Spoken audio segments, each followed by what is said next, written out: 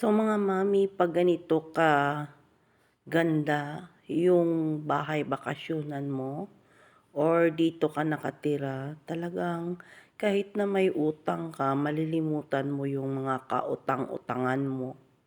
Kasi tingnan mo mga mami, pag kumain ka dyan, o sige, kumain ka dyan, tapos pag tingin mo sa labas ay overlooking na ng nature. So, napapalibutan po ng nature. So, nakakalimutan mo yung utang mo at yung may kasalanan sa'yo ay nakakalimutan mo na rin. So, ayan, tingnan nyo mga mami. So, ayan.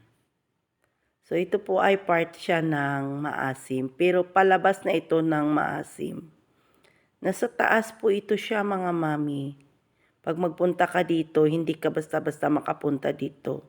Kasi yung daan ay matarik, nakakatakot at nakakalulan. Yung daan papunta dito. Pag makarating ka na dito, it's so amazing mga mami. Mawala yung takot at saka mawala yung pagod mo. Kasi ang ganda talaga ng paligid.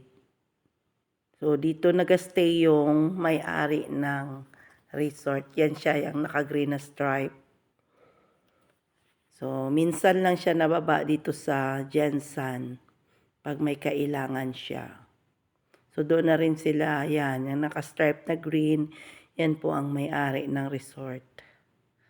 So, private resort po ito siya. Please follow, like, and share.